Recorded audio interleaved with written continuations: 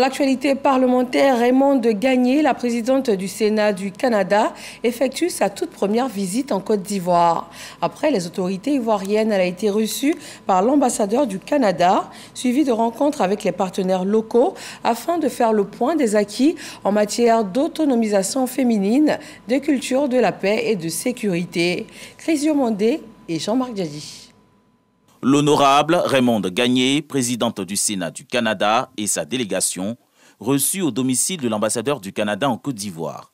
Cette réception autour du thème « Femmes, paix et sécurité » vient consolider les relations entre le Canada et ses partenaires locaux. À l'aube du 25e anniversaire de la résolution 1325 du Conseil de sécurité des Nations Unies, la présidente du Sénat canadien exhorte les différents États à impliquer plus de femmes dans le processus de paix. L'agenda Femmes, paix et sécurité reconnaît le rôle central que jouent les femmes dans leur communauté.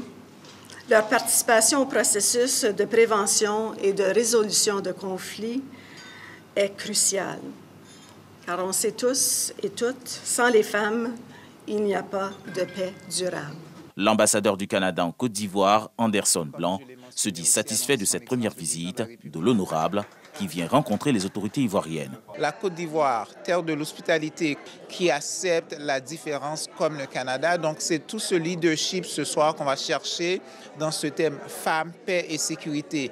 Il faut mettre la femme au centre des prises de décision parce que quand on le fait, on parle d'une société plus innovante, on parle d'une société plus productive, on parle d'une société plus à l'écoute, qui est plus au niveau de faire bénéficier la création de richesses à tous et à toutes.